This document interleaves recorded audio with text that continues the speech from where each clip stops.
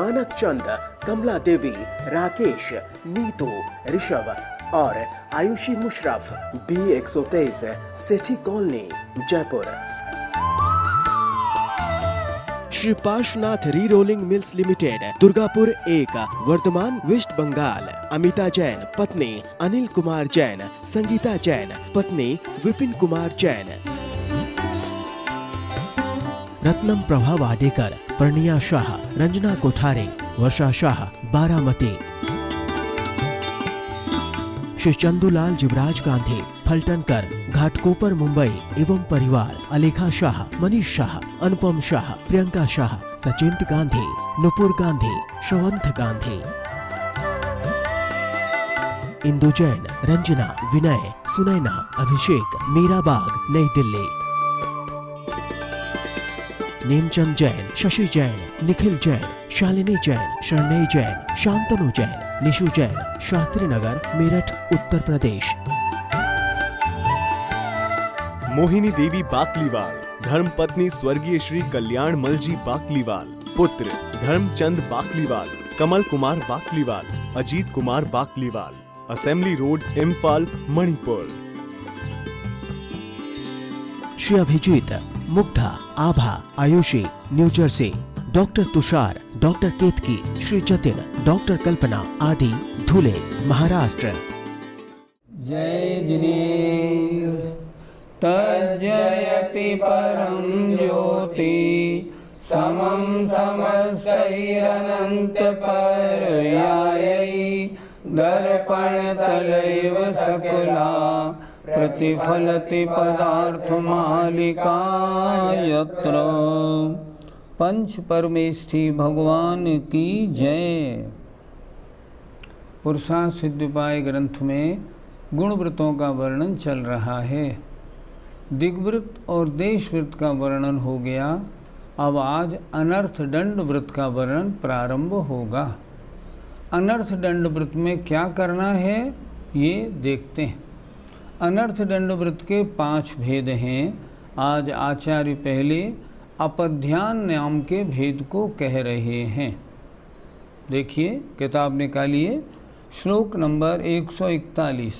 पापर्धि जय पराजयो, पापर्धि जय पराजय, संगर परदार गमन चौर्याद्याः, संगर परदार गमन चौर्याद्याः, न कदाचनापि चिन्त्याः, न कदाचनापि चिन्त्याः, पापफलं केवलं यस्मात्, पापफलं केवलं यस्मात्। बोलिए, पापर्धि जय पराजय, संगर परदार गमन चौर्याद्याः, न कदाचनापि चिन्त्याः, पापफलं केवलं यस्मात्। आज से अनर्थ दंड व्रत का स्वरूप अब प्रारंभ हुआ। पहला अनर्थ दंड है अपध्यान, उसका त्याग करना। अपध्यान माने खोटा ध्यान, खोटा ध्यान माने खोटा चिंतन। खोटा चिंतन कैसा होता है देखें। पापर्धि शिकार, जय वह जीत जाए, पराजय वह हार जाए, संगर उसमें लड़ाई हो जाए, लड़ाई में वो जीत जाए वो हार जाए, परदार गमन वह स्त्री मुझे मिल जाए, किसी तरह मैं उसके साथ संबंध बना लूँ, चोरी इसके घर में चोरी हो जाए आदि, ये सब गलत चिंतन हैं। आदि न कदाचनापि चिंत्याः, कदाचनापि कभी भी चिंतन ना करे। इन बातों का चिंतन कभी ना करे। क्यों नहीं करे? यस्मात्, क्योंकि इनका पाप फलम केवलम, इनका फल केवल पाप ही है। ये तो पाप रूप ही चिंतन हुआ, और चिंतन करेगा तो इनका फल पाप रूप ही होगा। पंडित जी, चुनाव में हार जीत के परिणाम तो होते हैं, तो क्या वो भी पाप के कारण हैं? सोचें, जय हार या जीत में राग द्वेष है या नहीं? बिल्कुल है। जिससे आपका राग है, आप चाहते हैं ये जीत जाए, जिससे आपका द्वेष है, आप चाहते हैं ये हार जाए। तो जहाँ परिणामों में राग द्वेष होगा, वहाँ तो हिंसा होगी ही होगी, उनका फल तो पाप रूप होगा ही होगा। ये तो निश्चित है, फिर क्या बात है। हम देखते हैं जब क्रिकेट के मैच चलते हैं, लोग सामने बैठ जाते हैं। जब इंडिया की तरफ से चौका छक्का लगता है, खूब ताली बजाते हैं, और जब अन्य का, किसी अन्य विरोधी पार्टी का लगता है ना, तो चेहरा सुस्त हो जाता है। क्यों हो जाता है? ये हमारा है, इससे हमें राग है, उनसे हमें राग नहीं। तो ये राग द्वेष ही तो सब कारण है।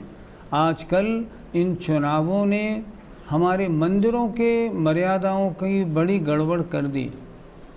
मंदिरों में भी जब से चुनाव शुरू हुए हैं, सेवा का भाव तो नहीं, एक दूसरे को हराने का भाव, स्वयं जीतने का भाव सब जगह हो गया। व्रती के इन परिणाम नहीं होते। वो तो कहता है जिसे सेवा करनी हो उसको आना चाहिए। वो जय पराजय के चक्कर में नहीं पड़ता, उसको कोई भी जीते कोई भी हारे, उसको अंतर नहीं पड़ता। गुरुजी, व्रती ऐसे परिणाम क्यों नहीं करेगा? ये तो उसके होंगे ही होंगे। नहीं, आपका कहना बिल्कुल ठीक नहीं है। मैं एक बात आपसे पूछता हूँ, क्या आपके सोचने से ये जीत जाए वो हार जाए?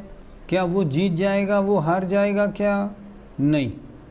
आपके कहने से किसी की हार जीत जब नहीं होनी है, फिर ऐसा चिंतन क्यों करें?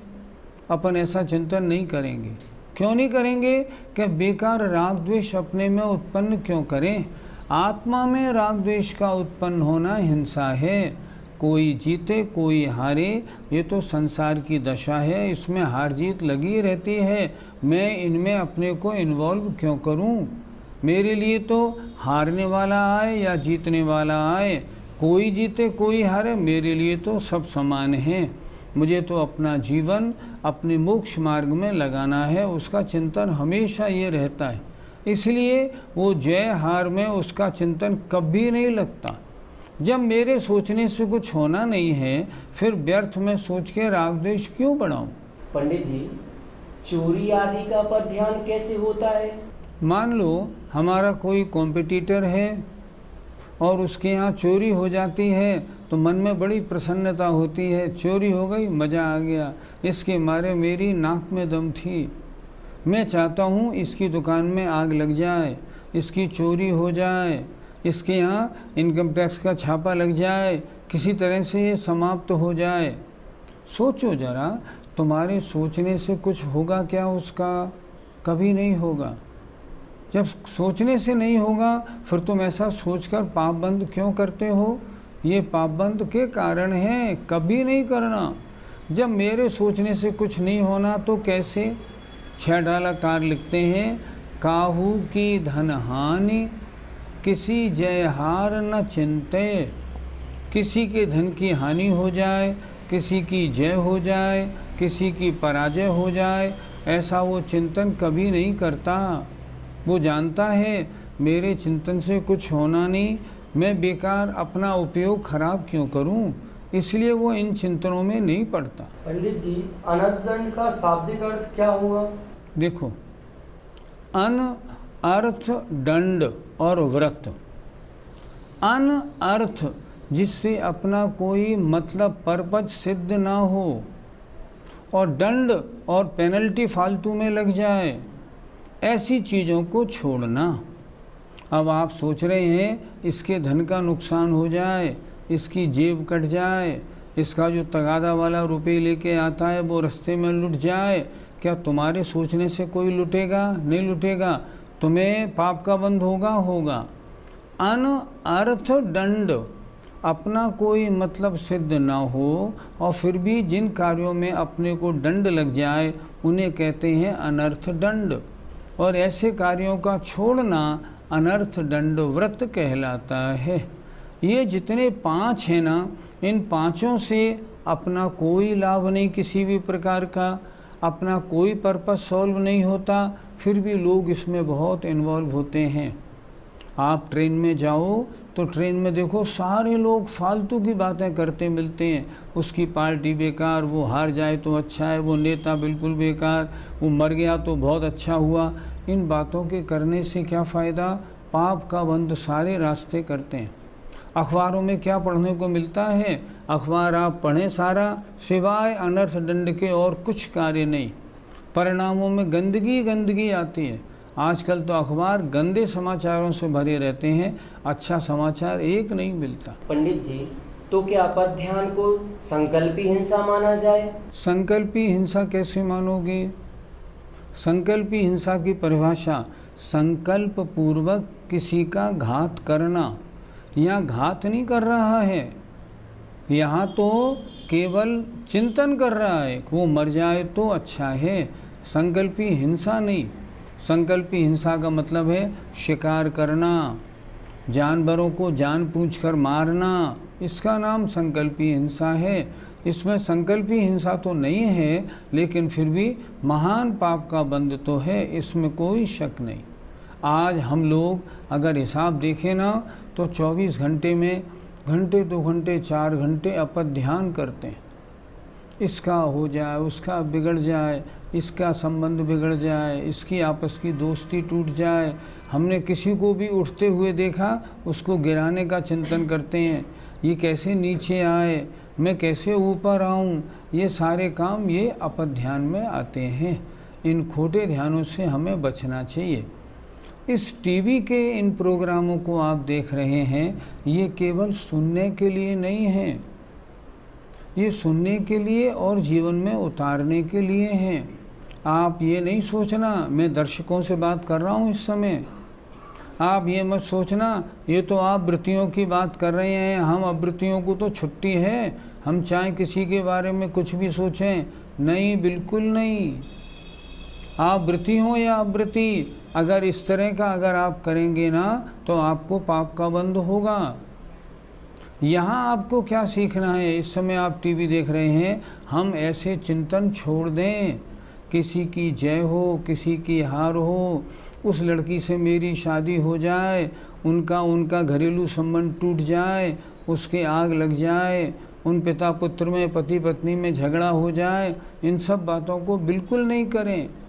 आप खुद ईमानदारी से सोचेंगे ना, दिन में 2-4 घंटे हमारे इन चिंतनों में जाते हैं। ये अपध्यान है, अनर्थ दंड है, अपना पर्पस सॉल्व कुछ नहीं होता और फालतू में पाप का बंध हो जाता है। इसलिए हमको इन चीज़ों को कम करना चाहिए। अच्छा तो ये है ऐसे विचारों को हम छोड़ दें। अनर्थ दंड 5 हैं। पहला अनर्थ दंड था अपध्यान, उसका वर्णन हो गया। दूसरा अनर्थ दंड है पापोपदेश। शब्द का अर्थ है पाप का उपदेश देना। उसके बारे में अगला श्लोक देखते हैं।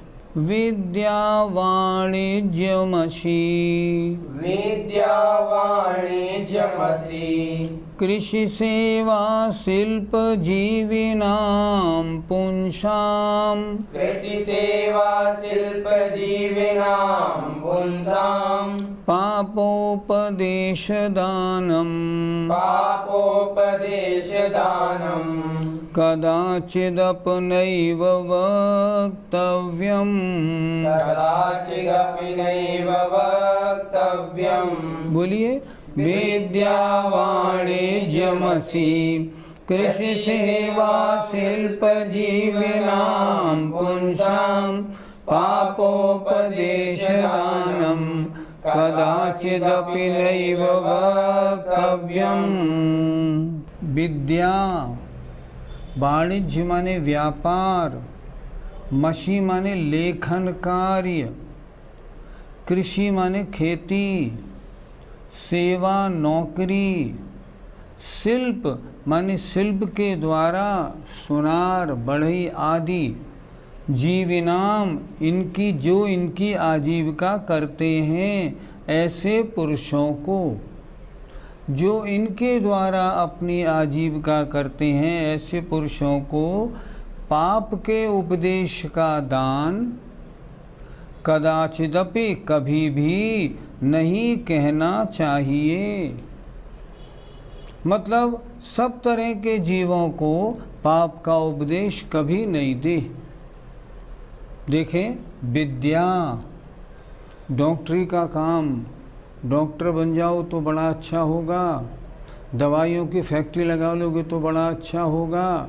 इस तरह विद्या, ज्योतिष का काम, इन कार्यों को ऐसे करना बड़ा अच्छा होगा, और उसमें अगर हिंसा हो रही है, पाप हो रहा है तो होने दो। ऐसे विद्या, वाणिज्य, व्यापार, व्यापार में जो हिंसा वाले व्यापार हैं उन व्यापारों को करने के लिए कहना, अरे अपनी दुकान में रेशमी साड़ियाँ रखो, उनमें मार्जिन बड़ा अच्छा मिलता है। आजकल जूते के व्यापार में धंधा बहुत बढ़िया है, इस शहर में जूता बहुत बनता है, जूते के मटेरियल की फैक्ट्री लगाना बहुत अच्छा है। तरह तरह के व्यापारों में इस तरह करना। तो वाणिज्य माने व्यापार, मछी, लेखन कार्य, छपाई आदि के कार्य में हिंसा होती है। इन कार्यों के करने के लिए कृषि, खेती में बड़ी हिंसा होती है। व्रती खेती करने के लिए कभी नहीं कहता खेती करो, खेती में अब कीड़े लग गए हैं, इनका क्या करें, ऐसे मारो, कभी नहीं कहता, वो नहीं कहेगा। सेवा, नौकरी में हम किनके यहाँ नौकरी करें, ऐसों के यहाँ नौकरी मत करो, या अगर वो ये कहता है ऐसों के यहाँ नौकरी करो जहाँ पाप कार्य है, नहीं, बिल्कुल गलत है। ऐसी नौकरी जो पाप के उपदेश में जाए, ऐसी नौकरी के लिए नहीं। और शिल्प जीवनाम पुंसाम, जो धोबी इत्यादिक हैं, बढ़ई इत्यादिक हैं, उनको तरह तरह के पाप का उपदेश देना, ये कभी भी नहीं बोलना चाहिए। हम अपनी वाणी पर पूरा संयम रखें, हम अपने मुंह से एक भी शब्द ऐसा न निकालें जो सामने वाले को पाप में प्रवृत्ति कराने वाला हो। हम क्यों बोलें, पाप का उपदेश क्यों दें? कोई बीमार हो गया है और हम उनसे कहें तुम फलाने देवी देवता के पास ले जाओ, ठीक हो जाएगा, महान पाप का उपदेश है। हम ऐसे कार्य क्यों करें? इसलिए ऐसे पाप के उपदेश कभी भी नहीं बोलने चाहिए।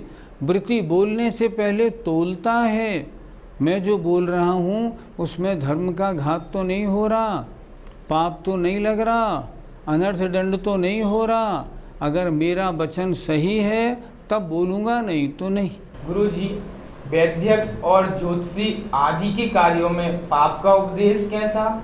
मान लो किसी को पीलिया हो गया हो, अगर उससे आप ये कहते हैं तो मूली ज़्यादा खाना, मूली खाने से पीलिया ठीक हो जाएगा, अगर कोई वैद्य ऐसा कहता है, पाप का उपदेश है। भोजन के संबंध में अभक्ष्य भक्षण को अगर प्राथमिकता दी जाती है, तुम अदरक का सेवन करो, अगर वो ऐसा कहते हैं, बिल्कुल पाप का उपदेश है। और वैद्यक में ये बातें कहनी पड़ती हैं, लेकिन व्रती ऐसा कभी नहीं कहेगा। ज्योतिषी क्या करते हैं, ज्योतिषी ने जन्मपत्री बनाई और वो कहते हैं तुम्हारे ऊपर फलाने ग्रह का जोर है, तुम ऐसा करो, इन देवी देवताओं की पूजा करो, इस पेड़ की, इस वृक्ष की, इस गाय की, इस तरह व्यवस्था करो। सब मिथ्यात्व और पाप के कारण हैं। इसलिए ज्योतिष और वैद्यक आदि में कार्य करने में बुराई नहीं, लेकिन पाप का उपदेश ना दे। पंडित जी, लेखन और प्रिंटिंग में पाप का उपदेश कैसे होता है? कोई फ्लैक्स आदि की छपाई है, उसमें जो केमिकल यूज़ होते हैं, इन केमिकलों में बहुत अशुद्धियाँ होती हैं। प्रिंटिंग मशीनें जो हैं, उनमें जो स्याही वगैरह यूज़ होती है, उनमें भी बहुत से केमिकल गलत पाप के कारण लगते हैं, अशुद्ध हैं वे केमिकल। व्रती कभी भी इन कार्यों के करने के लिए किसी को नहीं बोलेगा, तेरे पास कार्य नहीं है तो ऐसा कर, तू फ्लैक्स का काम खोल ले, तू प्रिंटिंग का प्रेस खोल ले, वो ऐसी बात कभी नहीं करेगा, क्योंकि वो जानता है इन कार्यों के करने में पाप होगा और मेरी अनुमोदना मैं कहूँगा तो पाप का बंध मुझे लगेगा। पंडित जी, क्या व्रती खेती करने का भी उपदेश नहीं देगा? खेती के कार्य में हिंसा होना स्वाभाविक है। खेती में कटाई बुबाई आदि सब में जीव हिंसा होती है, इसलिए व्रती खेती कर तो सकता है, शास्त्रों में आज्ञा तो है। खेती नहीं करेगा तो पेट का पालना कैसे बनेगा, लेकिन उस खेती में भी वो स्वयं तो बहुत ध्यान रखेगा जीव हिंसा कम से कम हो, लेकिन सामने वाले को कभी प्रोत्साहित नहीं करेगा तुम खेती करो। खेती करने में जीव आए तो इन जीवों से कैसे बचो, खेती कैसे काटो, ऐसे कभी नहीं बोलेगा। पानी कैसे डालो, गुड़ाई बुबाई कैसे करो, कभी इसके बारे में नहीं करेगा, क्योंकि इन सब कार्यों के करने में हिंसा होती है। इसलिए वो ऐसे कोई भी शब्द नहीं बोलेगा जो पाप की ओर ले जाने वाले हों। क्या व्रती किसी को फैक्ट्री खोलने का उपदेश दे सकता है?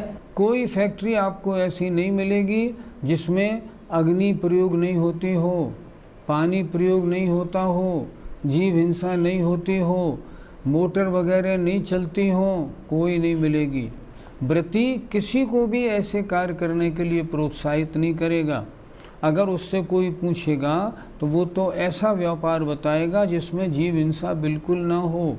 वो तो ये कहेगा भैया सोने चांदी का व्यापार करो, वो कहेगा शुद्ध कपड़े का व्यापार करो, ऐसा धंधा करो जिसमें हिंसा कम से कम हो, हीरे जवाहरात का व्यापार करो। ये व्यापार जैनियों के करने योग्य हैं। आजकल कोई फैक्ट्री ऐसी नहीं मिलेगी जिसमें अग्नि और पानी खूब मात्रा में ना लगता हो। हमने तो फैक्ट्रियां खूब जीवन में देखी हैं, जहां भी जाओ बिजली और पानी, गर्मी और अग्नि खूब देखने को मिलती है और उसमें हिंसा खूब होती है। कौन पानी छान के यूज़ करता है, और फैक्ट्रियों में हजारों गैलन हजारों लीटर पानी प्रतिदिन लगता है। इसलिए व्रती ऐसे व्यापार के लिए बिल्कुल भी उपदेश नहीं करता है। व्रती को पहला काम होता है वो कम से कम बोले, तोल के बोले। व्रती के वचनों के लिए कहा गया है हित मित प्रिय वचन बोलेगा ऐसा सबका हितकारी हो, और थोड़ा बोलेगा, ज़्यादा बोलने में हिंसा बहुत होती है, और ऐसा बोलेगा सबको अच्छा लगने वाला हो। किसी को बुरे काम में प्रेरित करने वाले वचन कभी भी नहीं बोलेगा। ऐसा नहीं बोलेगा सामने वाला व्यक्ति मिथ्यात्व में लग जाए, सामने वाला व्यक्ति हिंसा में लग जाए, सामने वाला व्यक्ति राग द्वेष के कार्यों में उलझ जाए, ऐसा कभी नहीं बोलेगा। सामने वाले को सुलझाने वाला बात तो करेगा व्रती, उलझाने वाली नहीं। इसलिए वचन बोलने से पहले व्रती तोलेगा। अच्छा, हम और आपको क्या करना, आज हमने क्या समझा। हम भी अपने मुख से ऐसे वचन ना बोलें जो सामने वाले को हिंसा में प्रेरित करे। तेरे घर में कॉकरोच बहुत हैं, ऐसे कॉकरोचों को हटा दे। तेरी खाट में खटमल बहुत हैं, ऐसे खटमलों को मार दे। तेरे यहाँ मच्छर बहुत हैं, ऐसा काम कर दे सब मच्छर मर जाएंगे। हम ऐसे वचन क्यों बोलें। ना तो ये कार्य करें, ना दूसरे को इस कार्य करने के लिए प्रेरित करें। हमें और आपको, चाहे हम और आप व्रती नहीं हैं, फिर भी हमें और आपको अपने वचन बहुत तोल के बोलने चाहिए। हमारे वचनों से पाप का उपदेश नहीं हो जाए, इसका बहुत ध्यान रखना चाहिए। खोटे देव शास्त्र गुरु की भक्ति में लगाने वाले वचन हमसे नहीं भूल जाएं, इसका बहुत ध्यान रखें। यद्यपि पापोपदेश अनर्थ दंड व्रत की चर्चा हो रही है, फिर भी हम अव्रती भी ऐसे वचन न बोलें जो सामने वाले को पाप में लगाएं। जय जय। मानक चंद, कमला देवी, राकेश, नीतू, ऋषभ और Ayushi Musharraf, B123, Sethi colony, Jaipur. Shri Parshvanath re rolling mills limited, Durgapur 1, Bardhaman, West Bengal. Amita Jain पत्नी अनिल कुमार जैन, संगीता जैन पत्नी विपिन कुमार जैन। रत्नम प्रभा वाडेकर, प्रणिया शाह, रंजना कोठारे, वर्षा शाह, बारामती। श्री चंदूलाल जुबराज गांधी, फलटनकर, घाटकोपर, मुंबई एवं परिवार। अलेखा शाह, मनीष शाह, अनुपम शाह, प्रियंका शाह, सचिंत गांधी, नुपुर गांधी, श्रवंत गांधी। इंदु जैन, रंजना, विनय, सुनैना, अभिषेक, मीराबाग, नई दिल्ली। नेमचंद जैन, शशि जैन, निखिल जैन, शालिनी जैन, शरणय जैन, शांतनु जैन, निशु जैन, शास्त्री नगर, मेरठ, उत्तर प्रदेश। मोहिनी देवी बाकलीवाल, धर्मपत्नी स्वर्गीय श्री कल्याण मलजी बाकलीवाल। पुत्र Dharamchand Bakliwal, Kamal Kumar Bakliwal, Ajit Kumar Bakliwal. Assembly Road, Imphal, Manipur. Shri Abhijeet, Mugdha, Abha, Ayushi, New Jersey. Doctor Tushar, doctor Ketki, Shri Jatin, doctor Kalpana आदि, धुले, महाराष्ट्र।